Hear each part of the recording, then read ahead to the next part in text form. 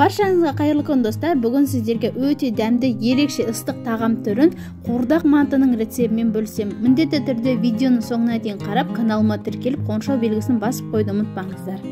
Алдымен суымызға бір шай қасық тұзымызды және бір жұмыртқамызды салып, қасығымызбен араластырып, үстіне ұнды керегінше салып қамырымызды илейміз. Қамырымыз мантының қамырына илегендей орташа көлемдікте жұмсақтықта болғаны дұрыс. Өте жұмсақ болып кетпесін.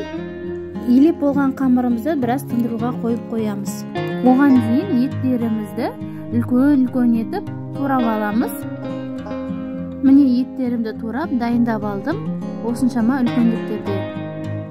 Енді сарымсақтарымызды да ортасынан бір бөліп жіңішкелеп турап шығамыз. Енді чесноктарымызды да ұсақтап турап алдым. Енді сәбіздерді де үлкен етіп тураймыз. Картошкаларымызды да үлкен етіп 4 бөлікке бөліп турап аламыз. Енді қызып тұрған майымызға етті жақсылап араластырып қуырып аламыз. Еттерімізді жай отта асықпай қуырып аламыз. Оның үстіне сарымсағымызды, чесноктарымызды салып, жай отта қуырамыз. Дәміне қарай қара бұрыш, тұз, паприка саламыз. Кез келген приправаларды салсаңыздар болады, өз қалауларыңыз бойынша барлығын жақсылап араластырып, тағы да біраз қуырып аламыз.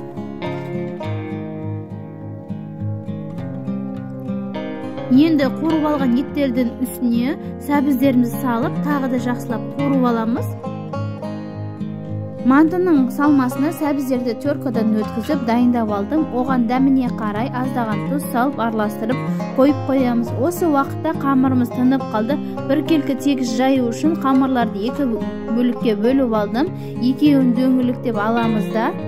Біраз қолдың көмегімен дөңгелектеп алып, одан кейін оқтаудың көмегімен баса отырып, дөңгелек етіп жұқа қамыр жаямыз. Қамырды 2-ге бөлген себебіміз мантыларымыздың көлемі өте үлкен болмау үшін, орташа көлемде болу үшін. Көріп тұрғандарыңызда қамырды өте жұқа қылдырып, екі жақ шетінен баса отырып, қамырларымызды жайып аламыз. Жайып болған қамырымыздың ортасына сұйық майды щетканың көмегімен жағып шығамыз. Енді ортасына бір бөлемізде, одан кейін осылайдай видеодағыдай ұзыншалап кесіп шығамыз. Одан кейін ортасына начинкаларымызды салып, әдемі қылып орап шығамыз мантыларымызды. Одан кейін орап алғаннан кейін шеттерін осылай түйіп қоямыз, ашылып кетпеу үшін. Барлық мантыларымызды осылайдан орап шығамыз. Шеттерін түйуді ұмытпаңыздар. Қуырып алған етінің үстіне аздаған картошкаларымызды салып, жақсылап араластырып қуырып аламыз да. Мұнда мен біраз су құйғам, о жерлі көрінбей қалыпты. Сіздер суды шамамен 200-300 миллиграмдай ғана құйыңыздар.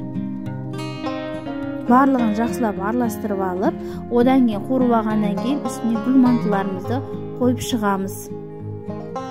Қамызбен қалған гүл мантыларымыз 20-25 минутта піседі. Осымен біздің қуырдағымыз дайын болды. Міндетті түрде жасап көріңіздер. Осы рецептпен өте дәмді болып шығады. Назарларыңызға рахмет. Міндетті түрде каналыма тіркеліп, жандағы қоңырауды басып қойды ұмытпаңыздар. Алдағы уақытта тағы рецепттермен қуантып отыратын боламын.